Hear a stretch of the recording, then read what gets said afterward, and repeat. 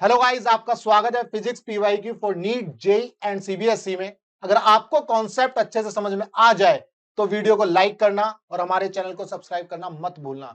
इस क्वेश्चन में बोल रहा है एक car starts from rest and moves with a uniform acceleration A on a straight road from time t is equal to 0 to t is equal to capital T.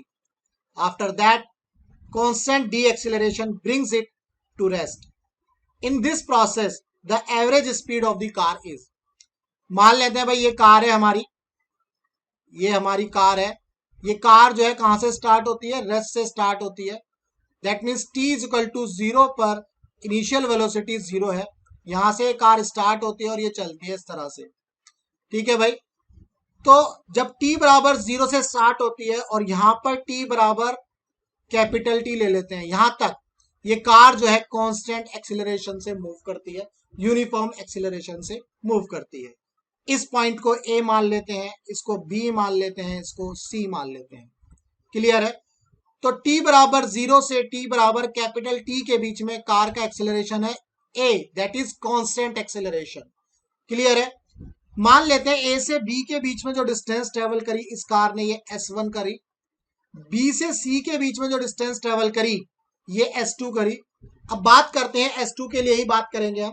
जब car यहां आ गई, T बराबर capital T पर car आ गई थी यहां पर, तो कार का जो ड्राइवर है वो ब्रेक मार देता है। ब्रेक मारता है तो डी एक्सिलरेशन होना शुरू हो जाता है। देखो क्वेश्चन में लिखा नहीं है ब्रेक मार रहा है, लेकिन बोल रहा है ना डी एक्सिलरेशन होता है। इसका मतलब ड्राइवर ने ब्रेक ही मारा होगा, तभी तो कार आगे जाकर के रुक जाएगी। तो इस केस में कार का ड्राइवर जब ब्रेक मारता है तो ये कार जो है यहां पर जाकर के रुक जाती है, यहां इसकी वेलोसिटी हो जाती है 0। क्लियर है मेरे भाई? अब हमें क्या करना है? एवरेज स्पीड निकालनी है। आप बहुत समझदार हो। एवरेज स्पीड क्या होती है? आप फॉर्मूला पता है आपको, आप बता दो क्या होता है। एवरेज स्पीड होती है टोटल डिस्टेंस ट्रेवल्ड अपॉन में total time taken. Total time taken, ये भाई आपको पता है ये सारी चीजें। तो टोटल डिस्टेंस कितना है मेरे भाई? S1 प्लस S2, ये टोटल डिस्टेंस है। टोटल टाइम भाई A से B तक जाने में इसको कितना टाइम लगा? Capital T। ठीक है, B से C तक जाने में इसको ऐसा ले लेते हैं भाई, ये टाइम लगा इसको T1। तो हमने ले लिया भाई T1। तो टोटल टाइम कितना आ गया? कैपिटल T प्लस T1, ये हमारा टोटल टाइम आ गया। और टोटल डिस्टेंस है हमारी S1 प्लस S2। अब क्या करेंगे हम? S1 S2 की वैल्यू निकालेंगे। कैसे निकालेंगे इसको समझ लेते हैं। पहले हम फर्स्ट पाथ कंसीडर करेंगे, दैट मीन्स ए बी को कंसीडर करेंगे। ए बी को कंसीडर करेंगे तो हम क्या करेंगे? S1 निकालेंगे। S1 is equal to u t plus half a t square. U 0 है तो ये टर्म 0 हो जाएगी क्योंकि इनिशियल है, वेलोसिटी तो रेस्ट से चल रही है, तो इनिशियल वेलोसिटी हमारी 0 हो जाएगी। तो S1 आ गया मेरे भाई half a t square. This is S1। अब हम क्या करने वाले हैं? अब हम S2 निकालने वाले हैं। तो सेकंड मोशन को लेंगे, दैट मीन्स BC को लेंगे। BC को लेंगे तो अब हम S2 निकालेंगे। किस इक्वेशन से निकालेंगे? v square minus u square is equal to 2 minus A1 into S2।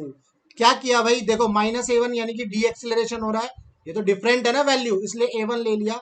इस केस में जो डिस्टेंस हुई वो S2 हो गई। अब चूंकि इसकी फाइनल वेलोसिटी 0 है तो v स्क्वायर हमारा 0 हो जाएगा। तो ये इस तरह से लिख सकते हैं minus u square is equal to 2 into minus A1 into S2। ये माइनस से माइनस कैंसिल हो गया। क्लियर है? तो इसकी इनिशियल वेलोसिटी क्या होगी? B से C के बीच में यहां पर इनिशियल वेलोसिटी क्या होगी इसको समझते हैं।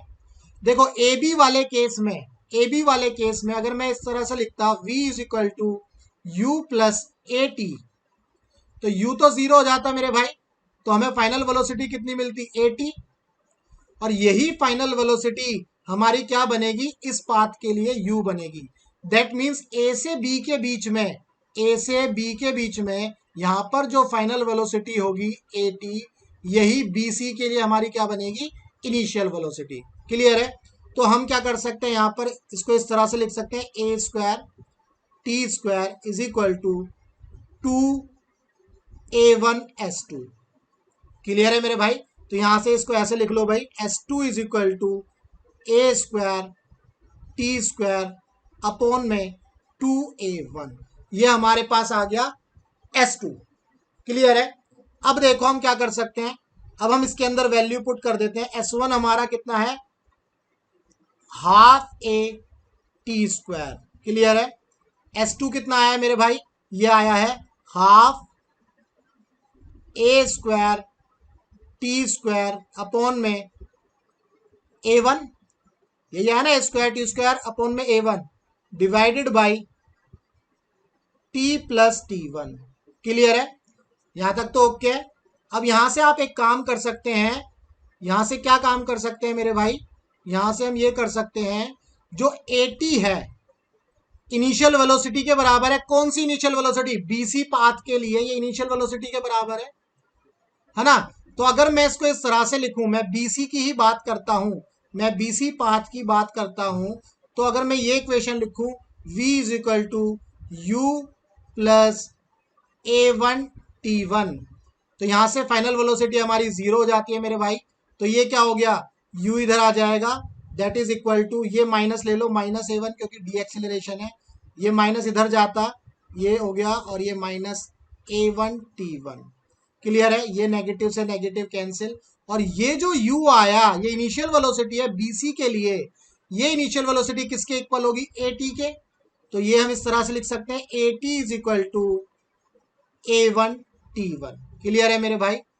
यहां से हम A1 की वैल्यू निकाल लेते हैं, ये क्या आएगी, AT अपॉन में T1।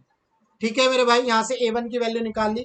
ये A1 की वैल्यू, इस A1 की वैल्यू को हम यहां रख देते हैं। तो अब यहां पर क्या हो जाएगा, ये हो जाएगा, इस तरह से लिख लेंगे, half AT square plus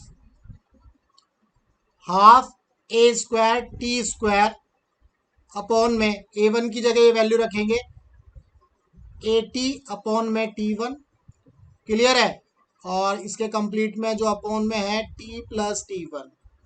clear है। तो यहां से एक A से एक उड़ गया A, एक T से T उड़ गया, और ये वाला जो T है ये ऊपर पहुंचा देंगे। क्लियर है भाई साहब। यहां से इस तरह से लिख सकते हैं, half AT square plus half AT into T1। Clear है, अपॉन में ये हो गया T प्लस T1। ठीक है भाई, यहां से आप देखो हाफ AT कॉमन ले लो, हाफ AT कॉमन ले लो, और ऊपर बचा भाई T plus T1, T plus T1 ये कॉमन आ गया था, और ये नीचे वाला बचा T plus T1, T plus T1। अब ये दोनों क्या हो गए, कैंसिल हो जाएंगे, तो क्या आंसर मिलेगा हमें, हाफ AT। हाफ AT हमारा आंसर होगा, तो ऑप्शन 3 जो है हमारा सही है।